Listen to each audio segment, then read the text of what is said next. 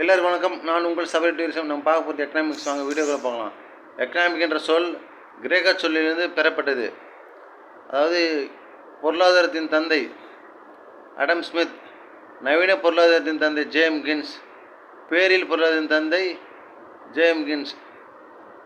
பொருளாதாரத்தை முன்னணி ஃபஸ்ட்டு நாடு பார்த்திங்கன்னா USA, united state of America first, ரெண்டாவது சைனா, மூன்றாவது ஜெர்மனி, நான்காவது இந்தியா, அஞ்சாவது ஜப்பான்.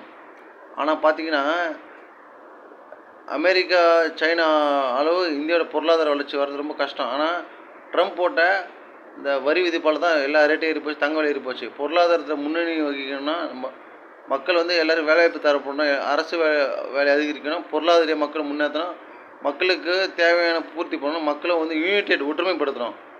யாராவது இந்த வீடியோ பிடிச்சதை மறக்காம லைக் பண்ணுங்கள், ஷேர் பண்ணுங்கள், சப்ஸ்கிரைப் பண்ணுங்கள். நம்ம சப்ஸ்கிரைப் 95.